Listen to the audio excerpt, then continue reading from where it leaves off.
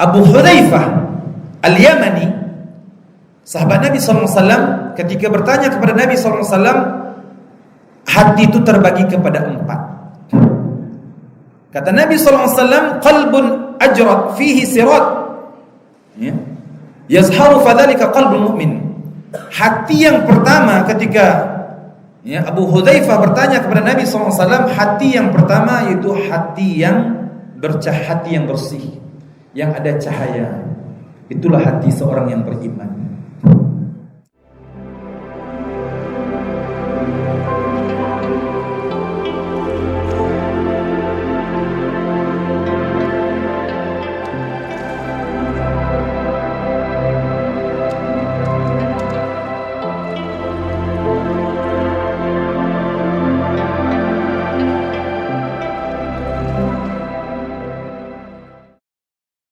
InsyaAllah pada pertemuan kali ini kita akan membicarakan tentang hati, ya, tentang hati. Sebenarnya, ya, segala perkara yang berlaku di alam ini, di dunia ini, bagi manusia itu berhubung kait dengan hatinya. Makanya ada lagu Agim kan, jagalah hati. Nah, ya, dijaga hatinya. Sebab kata Nabi SAW, ala inna fil jasadi mudghah, idza saluhat saluhal jasadu kullu wa idza fasadat fasadal jasadu kullu ala wa hiyal qalb, atau kama qala sallallahu alaihi wasallam fi ma'na al-hadits. Bukankah di dalam tubuh seseorang manusia itu ada segumpal daging? Kalau baik daging itu baik semuanya. Kalau tidak baik daging itu maka tidak baik semuanya. Ya. Dan daging itu adalah hati. Kemudian Nabi sallallahu alaihi wasallam mengatakan, ittaqillaha haitsuma kunta wa atbi'is sayyi'atal hasanata tamhuha wa khaliqin nas bi khuluqin hasan.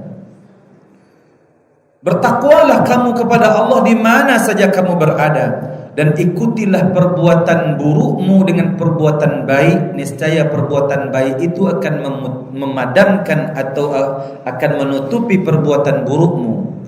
Dan bermuamalah yang cantiklah, yang indahlah dengan manusia. Dan kemudian kata Nabi mengatakan, at-taqwa hahuna.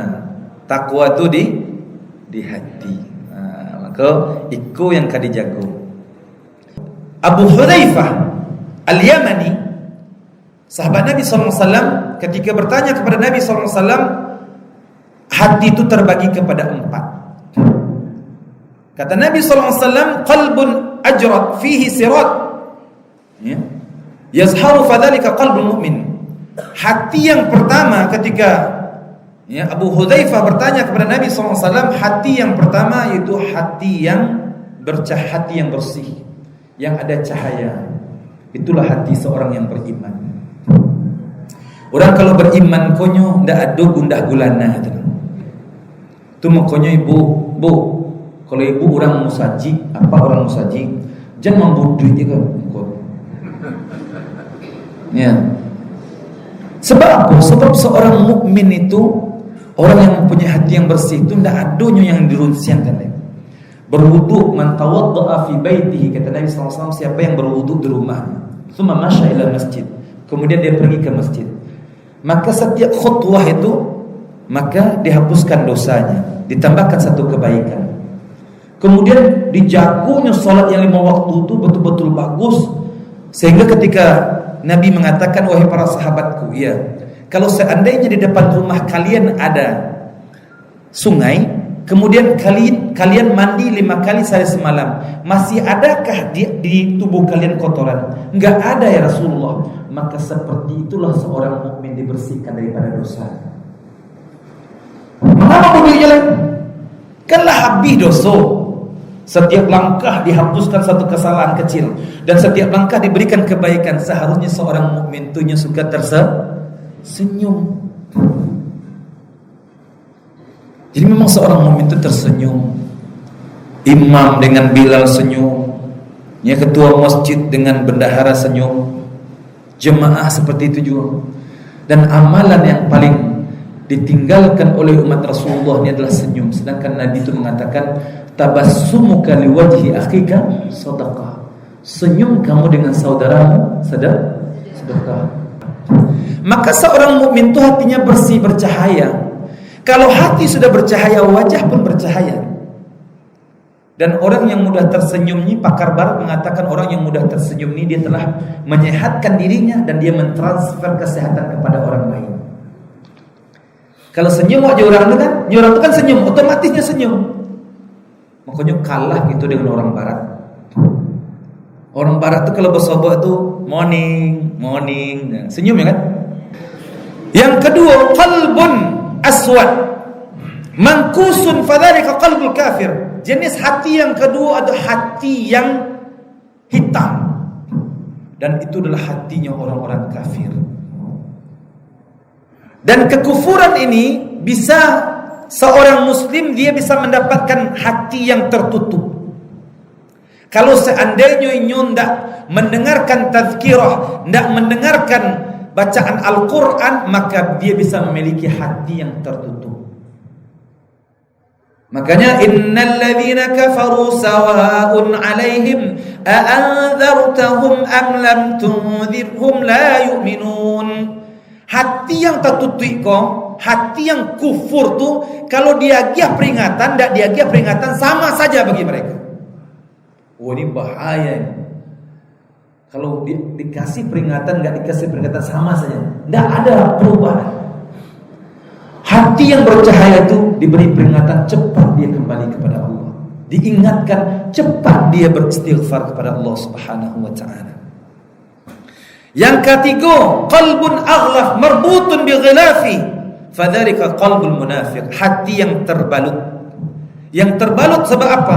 Sebab terbalut dengan pengikatnya, itu hatinya orang munafik. Dimuncung manih di dalam bursa. Makanya orang munafik kok paling dibenci dia Tuhan.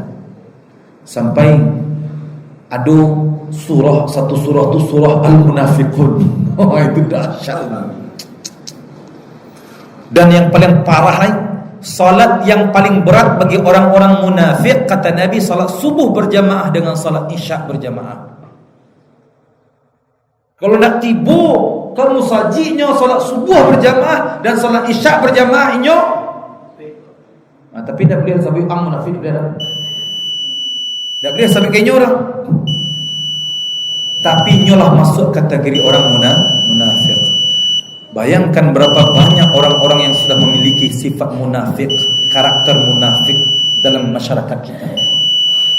Sebab kalau tidak datangnya salat subuh berjamaah dan salat isya berjamaah, salat yang paling berat kata Nabi bagi orang munafik salat subuh berjamaah dengan salat isya berjamaah.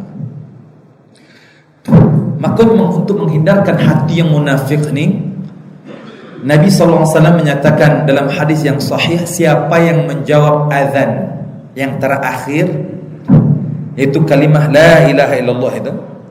Kan orang azan kemudian Allahu akbar, Allahu akbar, la ilaha illallah. Dijawabnya dalam hati. La ilaha illallah Muhammad Rasulullah. Dalam hati saja. Kalau kita kan menjaharkan la ilaha illallah, kata muadzin la ilaha illallah, boleh. Tapi kalau kita jawab boleh ya. Tapi kalau kita jawab dalam hati, ada hadisnya yang diriwayatkan daripada Umar bin Khattab, kalau dijawab dengan hati maka Allah jamin surga, kata Nabi sallallahu alaihi wasallam. Sebab orang munafik itu mengucapkan bagus kalimah la ilaha illallah, tapi hatinya tidak mengucapkan, mengingkari kalimah itu. Maka Nabi SAW mengatakan, man qala la ilaha illallah mukhlisan fi qalbih dakhala jannah. Siapa yang mengucapkan kalimah la ilaha illallah ikhlas dari lubuk hatinya, Allah jamin surga. Makanya kalau bisa kita banyak berzikir dengan hati. Sebab zikir itu terbagi kepada tiga. Pertama, zikir khafi, zikir jali. Yang pertama zikir jali, yaitu zikir yang lisan, yang jelas. Yang kedua zikir khafi, yaitu dengan hati. Digabungkan antara zikir jali dengan zikir khafi, maka dia sampai kepada zikir hakiki. Makanya sering untuk berzikir dengan hati. Yang keempat, qalbun musaffah fihi iman wa nifaq. Dan jenis hati yang keempat adalah hati yang melintang, yang mana pada hati itu ada keimanan dan ada kemunafikan. Itu yang paling banyak. Ya, hati yang ada iman, ada munafik. Dan kita hati-hati. Kita harus mestinya berkawan dengan orang-orang yang soleh. Ya, makanya tombol hati ada 5 perkara. Ubah hati itu ada 5 perkara. Salat malam, baca Al-Quran, bersedekah, puasa, dan berkawan dengan orang-orang yang saleh. Kalau 5 perkara ini kita lakukan, insya Allah hati kita akan bagus. Ya, hati kita akan bagus. Dan kalau hati sudah bagus, maka nikmat hidup di dunia dan mendapatkan kebaikan yang besar nanti di akhirat. Innallaha la yanzuru ila suwarikum wa ajsamikum, walakinallaha yanzuru ila qulubikum wa a'malikum. Atau kama qala sallallahu alaihi wasallam, kata Nabi sallallahu alaihi wasallam, Allah tidak melihat tampanmu, cantikmu, pakaianmu, fisikmu.